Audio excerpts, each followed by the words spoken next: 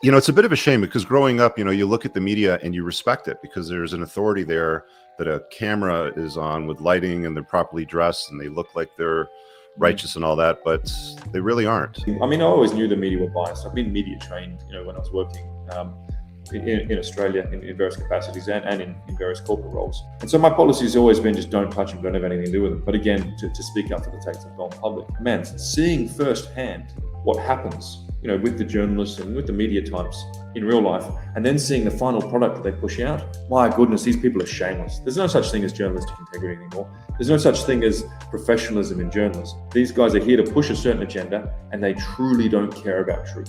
It's wild to see. It's been a real eye-opener, even for me, as a guy who's seen a bit of the world, and I am naturally pretty skeptical about people and journalists and even I was shocked at how low down, unethical, scumbaggy their behavior has been around this whole Tate situation. And the amount of influence that they still wield is shocking. I have to believe it's dying. I mean, you have to be pretty high-level program sheep to actually think that media is anything other than a propaganda machine driven to make you a certain type of easily malleable.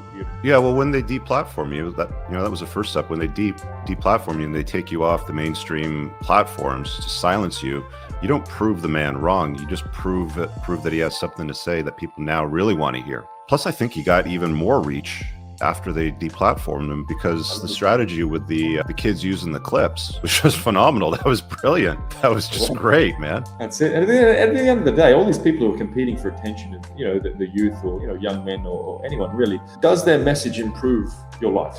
All these internet celebrities, I didn't know a lot of them exist, but through being in Tate's orbit, I've come across a lot of them. There are a lot of people who are famous just for the sake of being famous.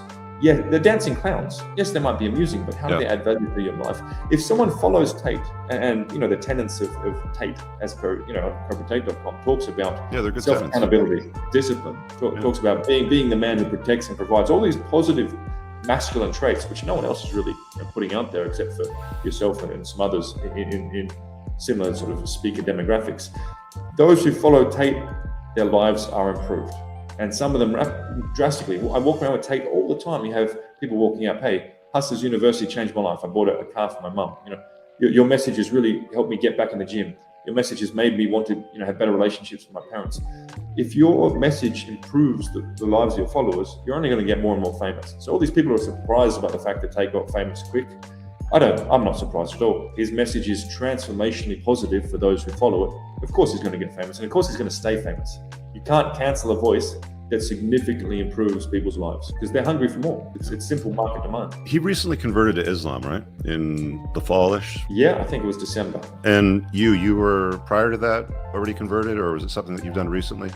I was post that, yeah. But I mean, I've been in the Middle East for 15 years. I first had Muslim friends trying to make me revert back in 2004. So I've been around it for a while.